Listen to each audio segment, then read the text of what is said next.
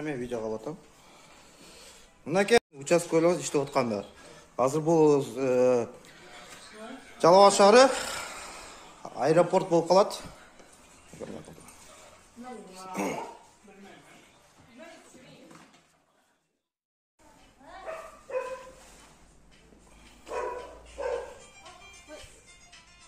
Уялбай эле коюң.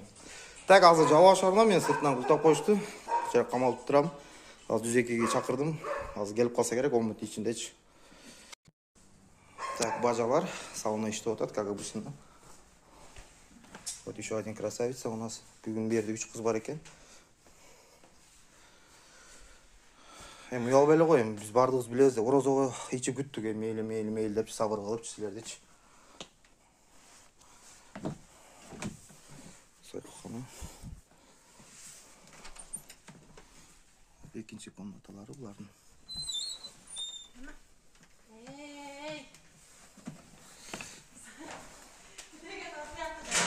Брат, кач, брат, кач.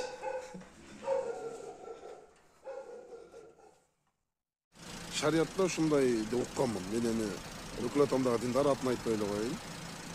Мындай деп айтылганда, кимдир бирөө күнөө иштеп аткан болсо, тилиң менен токтот дейт. Тилиң менен токтотпосоң, колуң менен токтот дейт. Колуң менен токтотпосоң, чын жүрөгүңдөн жек көрүп кой, ошол өзү жетет дейт да. Мен ачык эле айтайын, тилим менен да, колум менен да аракет кылып көрдүм. Болбоду. Себеби мен келген балдарга да кайтып аттым, азыр келдиңер. Эртең кандай болот? Акчаңы коротуп атасың ушуларга. Ушул акчага үйүңө битирип алып барсаң болмок.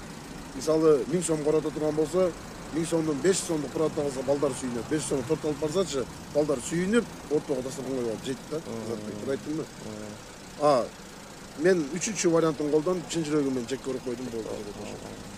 Бул сиз менен биздин актуалдуу проблема. Мен былтыртан бери буларга мен күрөшүп келем. Просто кемеге интернетке чыгарбай жүргөм да. Хозяиндер менен жаап квартиралар. Азыр квартирага өтүп кеткен 3 жыл болду. Квартирада через онлайн сүйлөшүп калышкан. Интернет аркылуучу чакырышат.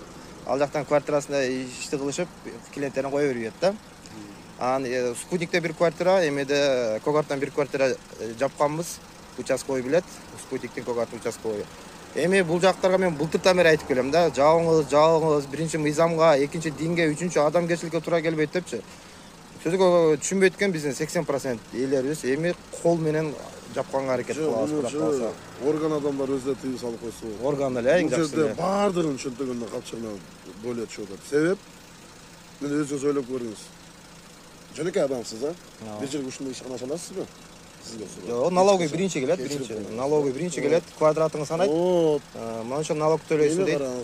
Бул жерде ассаламу алейкум дегендер отурат. Өзүнүкүлөр эле. Погончолору бар арасында, башкасы бар. Ал ачык акыйкат. Любой жерде аны далилдеп берсе болот да.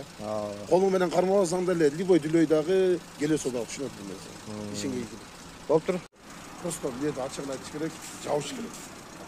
Сиз азыр айтып атасыз, могу эмеге орозо күндө иштеп, эмнеде оозу ачып, тияка кирип, кыздарга кирип кеткен факт болгон да. Биздин ачыгын айтайын, бул биздин акмактыктын эле бир чеги. Себебин айтайынбы? Адамдар ушундай да. Эгер эч ким келбей койсочу, өзүнүз эле жабылып кете турган жерибиз. Клиент келбей койсобу? Бирок күнөө бизде дагы. Сизде бир магазин ачтыңыз, дейди. Магазин ачтыңыз, магазиниңизге кардар келбей койду да.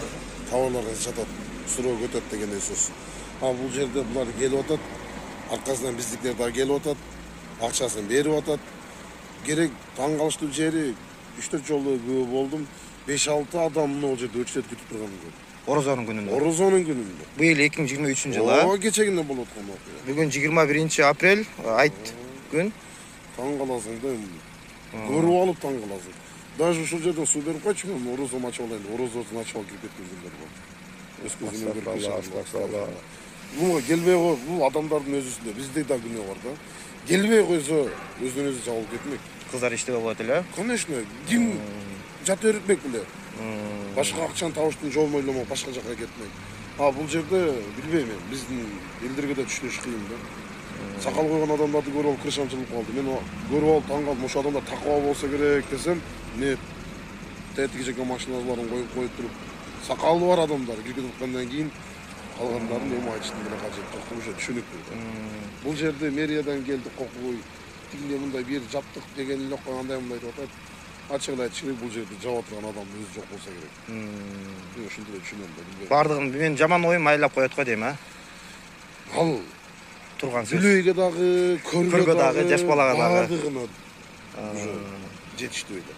Мейли, сизге рахмат. Ишиңизге келик, тынч болуңуз. Жакшылыкта көрүш. Ассалам алейкум туугандар. Мен Жалал Абад шаарындамын. Жалал Абад шаарынын аэропорту. Бул жак Кургойдун ар жагы уже спутник болуп саналат.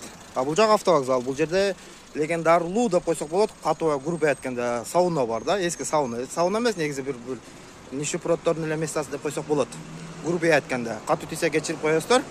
Буяка келген анча-мунча эркектер. Азыр 102 чалды, 102ге чалдым. 102ден участковый, опер, тергөөчү келди. Көрсөттүм, могу кыздар иштеп атат депчи. Анан WhatsApp'tan видеолорду таштадым тигилергечи. Что далил болуш үчүн силерге депчи. 12 апрель күнү мен ГОУдун начальниги менен сүйлөшкөм. Жаңы начальник келген. Болот Байке деген. Ошо менен кирип барып сүйлөшүпкөндө мен 3 маселени айткам. Ошо 3 маселенин бирөөсү бул сойкулар болчу. Ошо сойкуларды айтсам, мага айткан ал жерде балдар иштеп атат. Азыр ал жер иштебейт, жабык деген болчу. Биздин балдар иштеп атат. Андан башка дагы 2 маселе тууралуу айтканда, иштеп атат ал тууралуу. Кудай калса андай нерсе болбойт деген. Мына бүгүн көрүнүш, бүгүн 21 апрель айт күн. Биздин опелер иштеп атабы же биздин сойкулар иштеп атабы? Мына факт далил сиздерге. Өзүңүздөрдүн ар жагын эме кыласыздар, анализ берип, тыянак чыгарасыздар. Начальство айтат, кызматкерлер иштеп атат, оперативный дейт. А практически кыздар иштеп атат. Эми не дейсиз, мен Белсан жаман дебейм. Иштеп атса керек, бирок слабый иштеп атат да, туугандар. Бул нерсени, бул ишти участковый өзү эле чечип койсо болот да. Нары өткөндө, бери өткөндө карап, катуураак текшерип дегендейчи. Оперлерге тийишпей эле, оперлерге иш ашырбай элечи. Ушу туугандар, каналга подписаться болуңуз, лайк басабыз, суроолор болсо беребиз. Эсиле TikTok'тон, Facebook'тан же Instagram'дан бул видеону көрүп атсаңыздар, YouTube'га кирип, Надыржан Узатбек деп жазсаңыздар, мен видео каналым чыгат, ошол жерден толугураак